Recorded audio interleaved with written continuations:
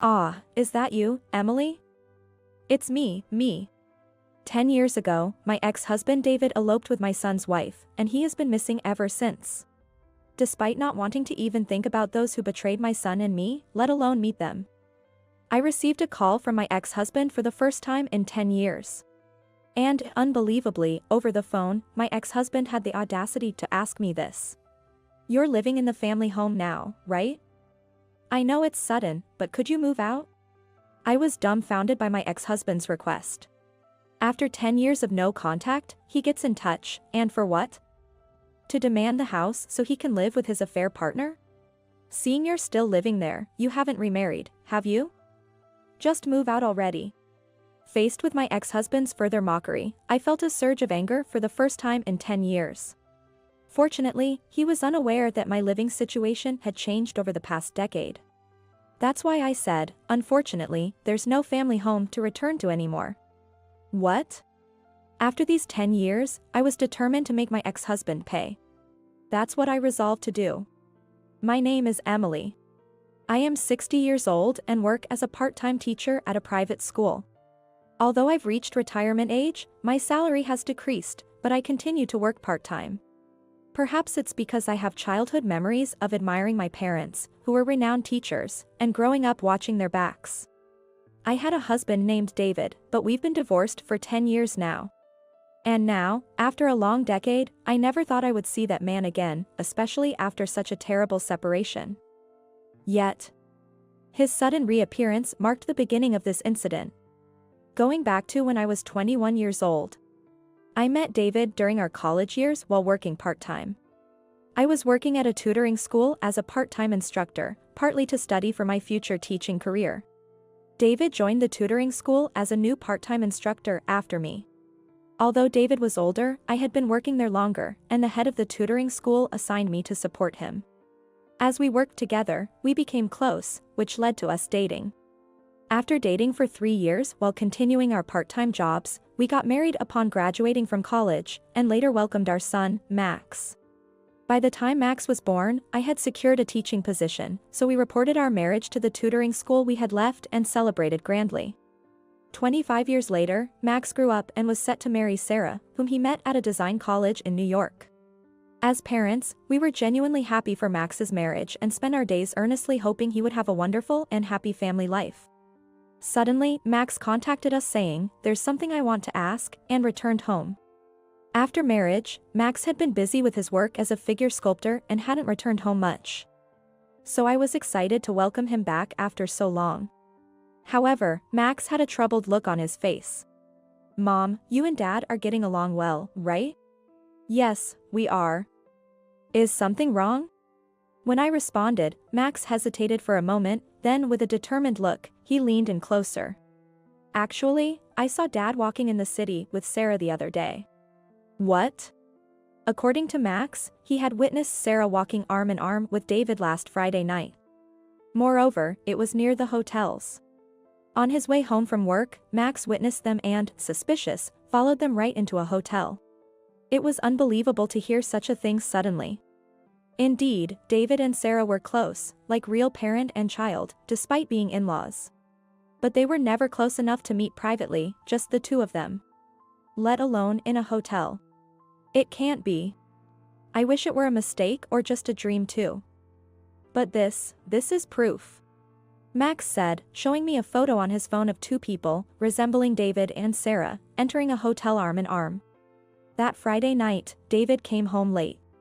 He claimed it was overtime at work, but that must have been a blatant lie. Thinking back, I realized that over the past few months, there had been an increase in the number of days David came home late. He had excuses like coworker gatherings, sudden business trips, or working on holidays, and I believed him. But when I calmly thought about it, aside from social gatherings, the sudden increase in business trips, overtime, and working on holidays over these past few months was something I had hardly ever experienced before. It just felt off. Could all those have been excuses to spend time with Sarah? I had Max send me the photo and told him, I'll ask Dad about it, before sending him home for the time being. As I waited for David to return, he arrived home late at night. He seemed to have been drinking, as he was emanating a strong smell of alcohol. Despite the unpleasant smell of liquor, I mustered the courage to confront David directly. David, I heard from Max this afternoon. Is it true you met with Sarah last Friday? Ah. Oh, yeah. We met up and had a chat. I guess. Perhaps sobered by my question, David's eyes began to dart around. Seeing his reaction, I pressed further with my inquiry. Max also said this. He saw you and Sarah entering a hotel together. As I said this, I showed him the picture Max had sent me. David's eyes widened, he gasped for air, and his gaze darted around as if looking for an escape. After seeing his reaction and feeling certain, David sighed deeply, as if resigning himself. Damn. I never thought Max would see us. Maybe I got too carried away. David, don't tell me. Yeah. No point in making excuses now, I'll confess everything. After speaking as if resigning himself to the situation, David confessed everything. He was swayed by Sarah's invitation and started dating her 6 months ago. And now, he began to tell me that his feelings were almost entirely directed towards Sarah. 6 months ago, that would be 3 years into Max and Sarah's marriage. Had David and Sarah been dating since then? Ignoring my shock and trembling, David continued speaking and ultimately made a cruel confession. That's the situation, so I want to marry Sarah. Emily, you're out of the picture. Let's get a divorce. Despite my head going blank, I strongly objected, but David was adamant and wouldn't stop. I just want a divorce. I can't do this with you anymore. Saying so, David didn't come home the next day. Not only that, but all of David's belongings were gone from the house, and a completed divorce paper was left on the table. Furthermore, when I received a call from Max, filled with frustrated tears, saying, Sarah has left the divorce papers and disappeared, I realized they had no intention of returning.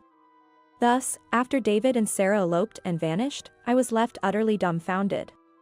That was the end of my marriage to David 10 years ago. After filing for divorce, I sold the house where David and I had lived and moved to a new home I found near my workplace. Initially, I was withdrawn and secluded myself, but as I became engrossed in my work, regardless of my personal struggles, I gradually realized that my emotional wounds had healed. I believe that my heart healed unnoticed because I found my work as a teacher to be fulfilling.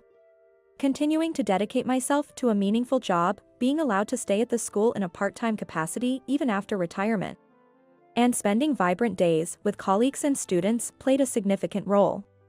Thus, by making my job and interactions with students my new love, the time I spent fretting over David and Sarah gradually decreased. And then, 10 years later, I was leading a fulfilling life without looking back on the days with David. Even though becoming a part-time teacher meant a decrease in income, staying at the school through my teaching job and being able to meet and spend time with students who looked up to me like a parent was enough.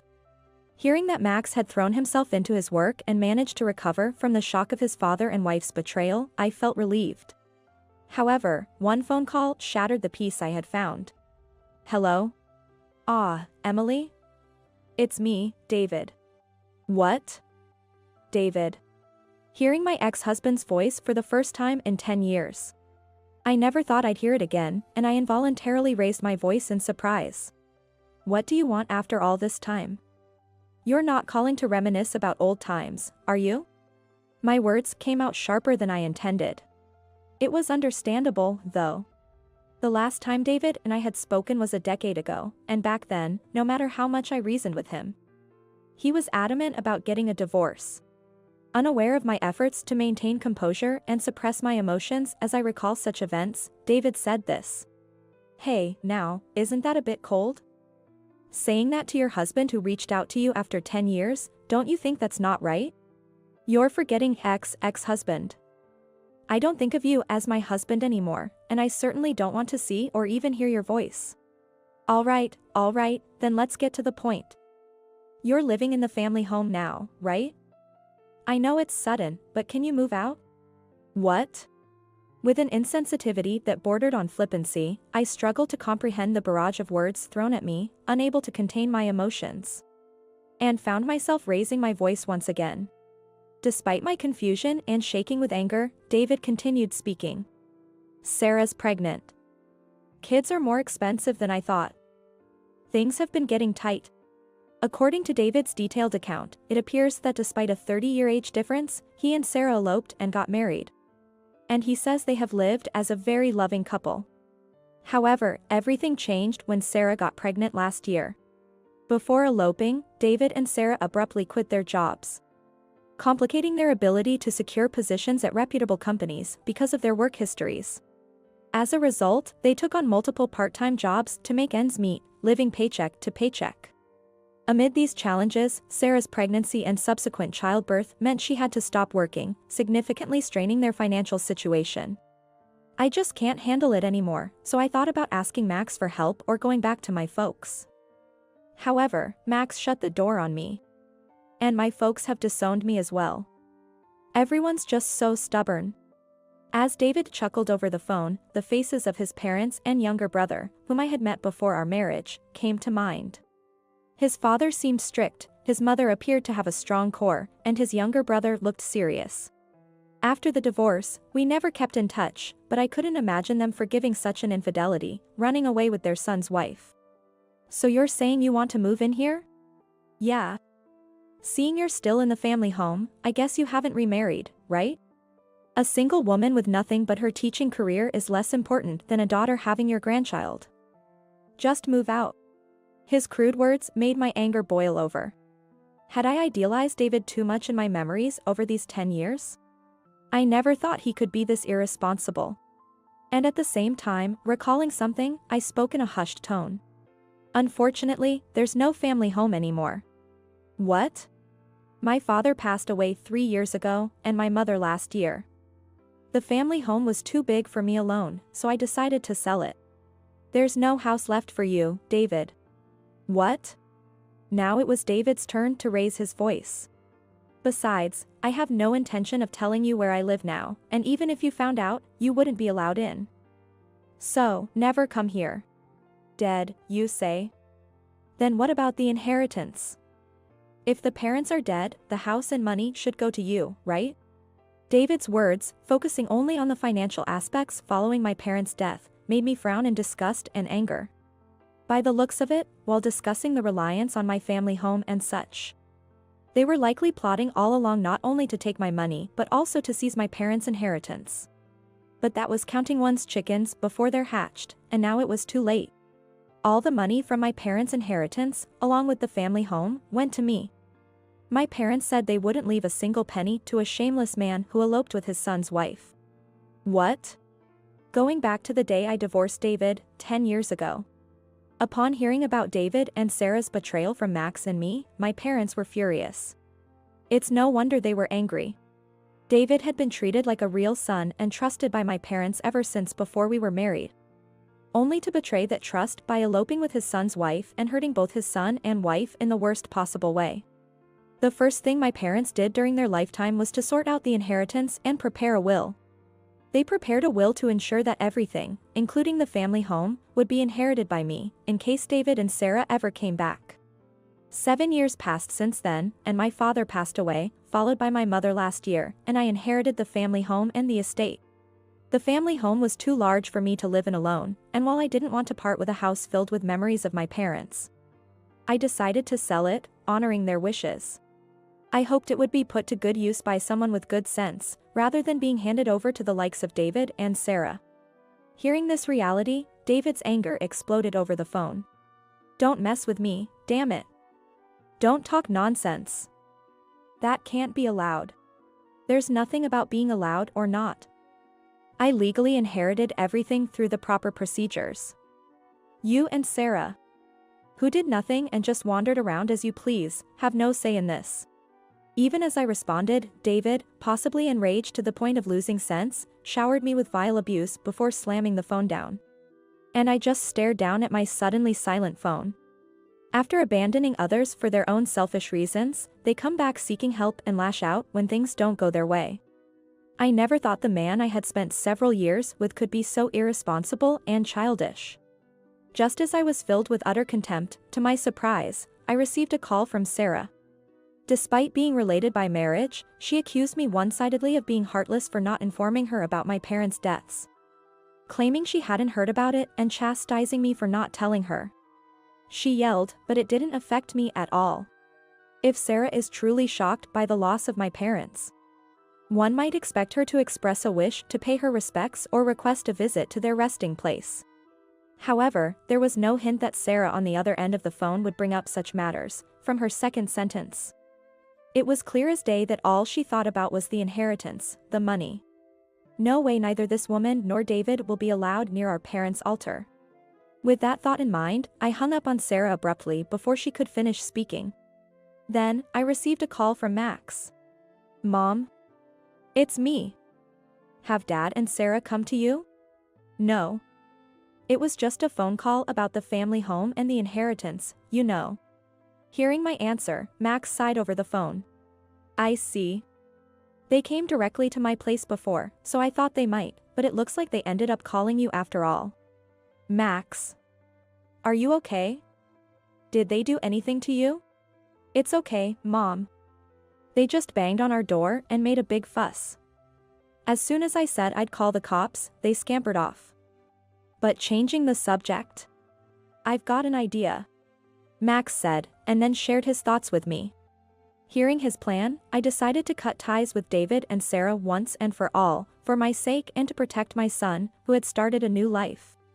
A few days after putting the plan into action, I received a frantic call from David. "Hey, Emily. Is this also your work? What a rude way to start a conversation. What are you talking about? Don't play dumb. These women have just stormed into our place." "Which women?" According to David, 7 women had barged into the apartment where he and Sarah lived. These women were David's mistresses, and it turned out that David had been cheating not only with Sarah but with 7 other young women. This wasn't just a case of double or triple timing, it was an 8-timing situation. Moreover, Sarah was unaware that she was one of the 8 until the uproar caused by these women made her realize it, leading to her furiously confronting David. "I never imagined there would be other women besides Sarah, and to think there are 7 of them, I'm astonished. It must be you, right? How on earth did you find out about my secret?" "Well, how would I know? There's nothing I need to tell or explain to an ex-husband who ran off with another woman 10 years ago." "What did you say?" David raged on the phone, hurling more insults, but they didn't bother me. Soon, an irate Sarah confronted him over the phone, and they started a huge argument, forgetting all about me. Is this what they call a MS? So, not sure if he could hear me or not, I threw one last remark at my ex-husband. "Goodbye, David. I'll make sure not to forget you. So please, never show up in front of me or my son again." With that, I hung up the phone. The commotion caused by these women, in fact, was Max's plan. After being confronted by David and Sarah at his home and driving them away, Max immediately hired a detective agency to investigate them. It turned out that David was involved with various women, leading to the discovery of 7 other women connected to him. Furthermore, 3 of these 7 women were revealed to be married. Max promptly shared this information with me and even provided the current address of David and Sarah's apartment, which the detective agency had found. Max and I then anonymously informed the 7 women of David and Sarah's whereabouts, directing them all to confront the couple simultaneously.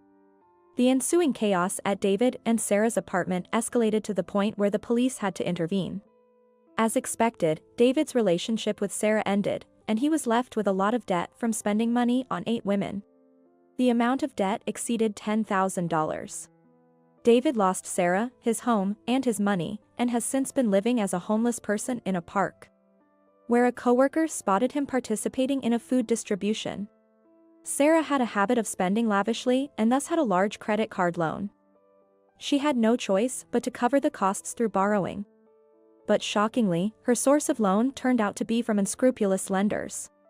Shortly after taking the loan, she was forcibly taken away by intimidating men in a car, and her whereabouts have since been unknown. Having resolved the situation with David and Sarah after 10 years, I returned to my peaceful daily life. While still single, the fulfilling and vibrant days at school are more than enough for me. I also heard that Max has since met a woman with a child who shares a similar background, and they are now in a relationship with marriage in mind. I sincerely hope he finds new happiness and a fresh start in life.